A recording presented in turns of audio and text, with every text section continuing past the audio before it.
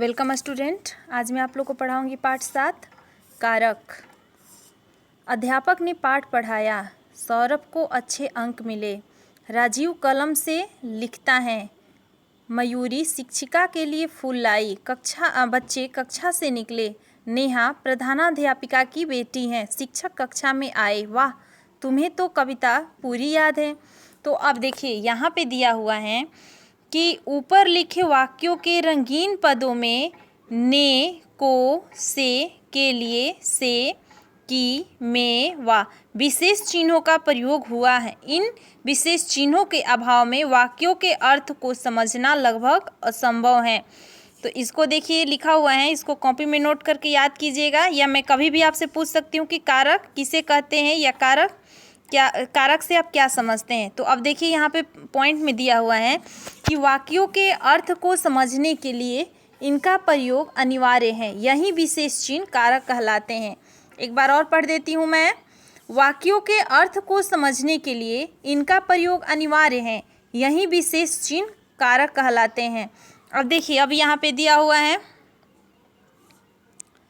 संज्ञा या स्वरनाम के जिस रूप से उसका संबंध वाक्य के कुछ अन्य शब्दों के साथ जाना जाए उसे कारक कहते हैं। अब देखिए कारक के भेद।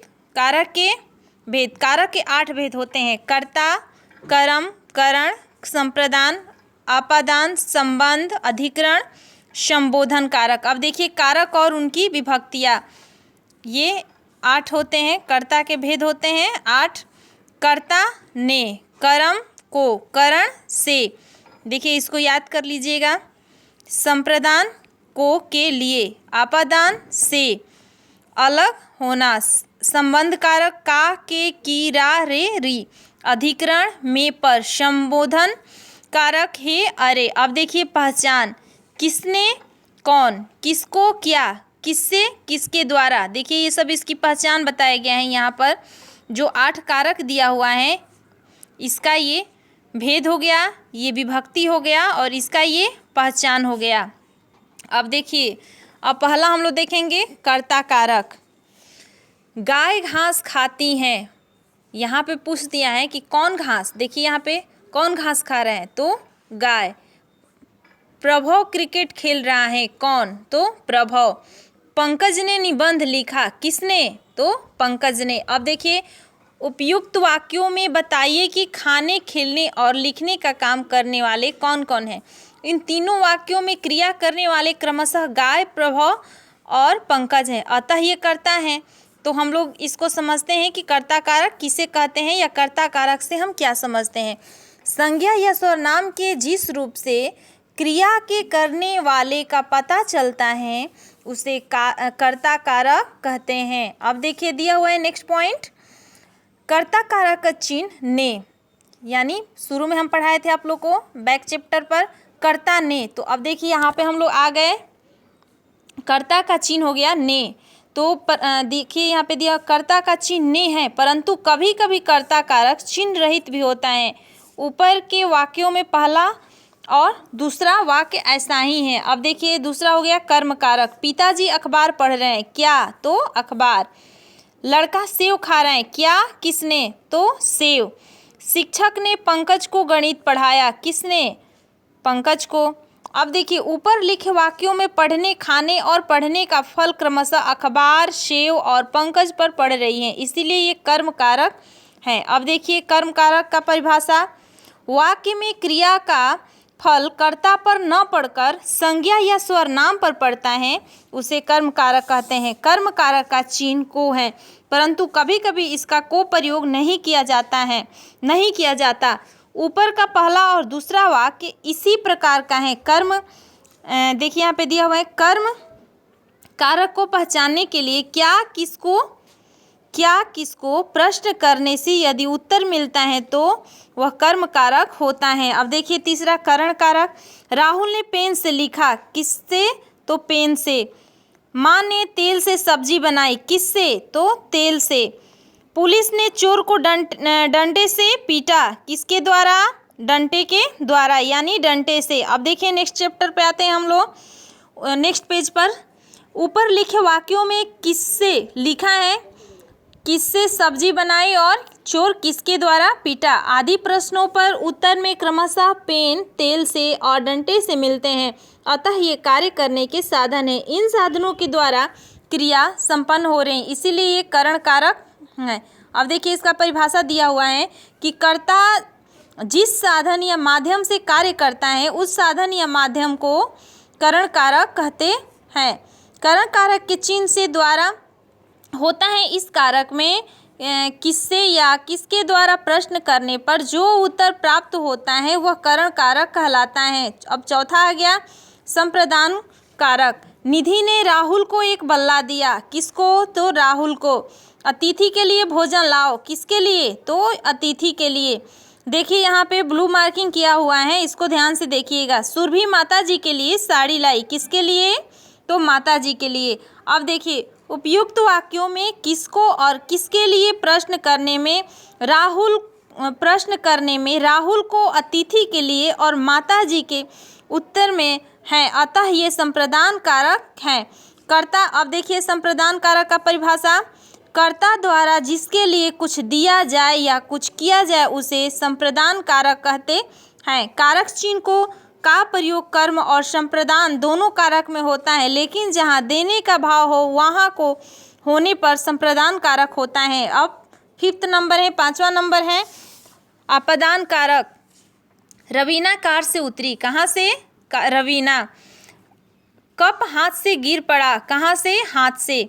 दुकानदार ने बोरी से चावल निकाला, कहाँ से? तो दुकानदार। अब देखिए उपयुक्त वाक्यों में रवीना का कार से, कप का हाथ से, चावल का बोरी से अलगाव हो रहा है, यानी ये सब वहाँ से निकल रहे हैं, अलग हो रहे हैं, इसीलिए ये अपदान कारक हैं। अपदान कारक हैं संज्ञा के। अब देखिए अपदान कारक की परिभाषा हम लोग जानते हैं, देखिए दिया हुआ है, संज्ञा के जिस रूप से अलग होने और तुलना करने का पता चलता है उसे अपदान कारक कहते हैं। इसको समझिए ठीक से, संज्ञा के जिस रूप से अलग होने और तुलना करने का पता चलता है उसे अपदान कारक कहते हैं। अब देखिए 6 नंबर संबंध कारक। दिव्या की बहन बीमार है, किसकी? दिव्या। अशोक मगध के सम्राट थे, किसके? मगध के। मेरा भाई विद्यालय गया, किसका? मेरा। अब देखिए अगले चैप्टर में उपयुक्त वाक्यों में बहन का संबंध दिव्या से, सम्राट का संबंध मगध से और भाई का संबंध मुझसे प्रकट हो रहे हैं, अतः यह संबंध कारक है। अब देखिए संबंध कारक का परिभाषा, किसी वाक्य में आए एक संज्ञा या सर्वनाम का संबंध दूसरी संज्ञा या अन्य शब्दों से प्रकट करने वाले शब्द संबंध कारक कहलाते हैं।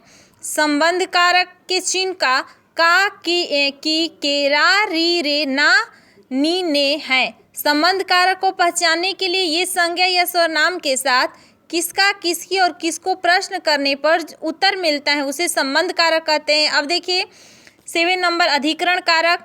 सिमोन कुर्सी पर बैठा है, सिमोन कुर्सी पर बैठा है, कहाँ? तो कुर्सी पर। शिक्षक कक्षा में पढ़ाते हैं, कहाँ? कक्षा में। तोता डाल पर बैठा है, कहाँ? तो डाल पर। अब देखिए दिया हुआ है कि उपयुक्त वाक्यों में कुर्सी पर, कक्षा में और डाल पर पदों के द्वारा क्रिया के आधार का ज्ञान हो रहा है, इसीलिए ये अधिकरण कारक हैं। अब देखिए अधिकरण कारक का परिभाषा, संज्ञा के जिस रूप से क्रिया के आधार, समय और स्थान आदि का पता चलता है उसे अधिकरण कारक कहते हैं। अधिकरण कारक का चिन्ह में और पर होता है। अब देखिए 8 नंबर संबोधन कारक। अरे यह चित्र तुमने बनाया, देखिए यहाँ पे संबोधन हो रहा है, अरे यह चित्र तुमने बनाया, हे छात्रों मन लगाकर पढ़ो। यहाँ पे भी टीचर संबोधन कर रही है, हे छात्रों मन लगाकर पढ़ो, वाह सहवाग ने छक्का मारा। अब देखिए ऊपर लिखे वाक्यों में अरे, हे छात्रों और वाह का संबोधक कारक कहते हैं। अब देखिए इसको याद कीजिएगा, संबोधन कारक किसे कहते हैं या संबोधन कारक से क्या समझते हैं। तो यहाँ पे इसका परिभाषा दिया हुआ है कि जिस संज्ञा शब्द का प्रयोग संबोधन के रूप में अर्थात बुलाने के लिए होता है उसे संबोधन कारक कहते हैं। संबोधन कारक का प्रयोग संज्ञा से पहले होता है और उसके बाद विराम चिन्ह अवश्य लगाया जाता है। इसका कारक चिन्ह से चिन्ह हे, अरे आदि होता है। अपदान और करण कारक में अंतर। अब देखिए यहाँ पे अंतर दे दिया है। अपदान तथा करण कारक दोनों ही कारकों की विभक्ति चिन्ह से हैं, परंतु अपदान कारक में अलग होने का भाव और करण कारक में साधन का ज्ञान होता है। जैसे वृक्ष से पत्ते गिरते हैं, अपदान। मोहित कलम से लिखता है, करण। ये देखिए कर्ता ने कर्म को करण से, यहाँ पे देखिए से आया है, तो ये कौन सा हो गया? करण। अब देखिए यहाँ पर ये दे दिया है जो हम पीछे चैप्टर में, पीछे पेज में आप लोग को जो पढ़ाए हैं, सॉरी पीछे जो हम पेज पर पढ़ाए थे वहीं यहाँ पे दिया है। इसको, ये आठों भेद को आप लोग याद कीजिएगा। जैसे कर्ता ने कर्म को करण से, संप्रदान के लिए, अपादान से, संबंध का के की, अधिकरण में, पर, संबोधन हे, अरे, इसको याद कीजिएगा। अब देखिए आते हैं यहाँ पर संप्रदान और कर्म कारक में अंतर। संप्रदान कारक में कर्ता की क्रिया स्वयं के लिए न होकर किसी अन्य के लिए अथवा कुछ देने के अर्थ में होती हैं, कुछ देने के अर्थ में होती हैं, परंतु कर्म में कर्ता स्वयं उस फल से जुड़ा रहता है। वैसे अब देखिए दिया हुआ है, जैसे नेहा ने अर्पणा को पुस्तक दी। मैं एक बार और पढ़ देती हूँ आप लोग को समझने के लिए। संप्रदान और कर्म कारक में अंतर। संप्रदान कारक में कर्ता की क्रिया स्वयं के लिए न होकर किसी अन्य के लिए अथवा कुछ देने के अर्थ में होती हैं, परंतु कर्म में कर्ता स्वयं उस फल से जुड़ा रहता है। जैसे नेहा ने अर्पणा को पुस्तक दी, को है संप्रदान कारक। पुलिस ने चोर को पीटा, कर्म कारक। जो कर्ता ने कर्म को, यहाँ पे को है तो ये हो गया कर्म कारक। अब देखिए हमने जाना, इस टॉपिक को याद कीजिएगा, पढ़िएगा। संज्ञा या सर्वनाम के जिस रूप से वाक्य के अन्य शब्दों से उसका संबंध जाना जाता है वह कारक कहलाता है। कारक के 8 भेद हैं: कर्ता, कर्म, करण, संप्रदान, आपादान, संबंध, अधिकरण और संबोधन। कारक के संबंध को प्रकट करने वाले चिन्हों को विभक्ति या प्रसर्ग कहते हैं। इसको कॉपी में नोट कर लीजिएगा और इसको याद कीजिएगा। Thank you.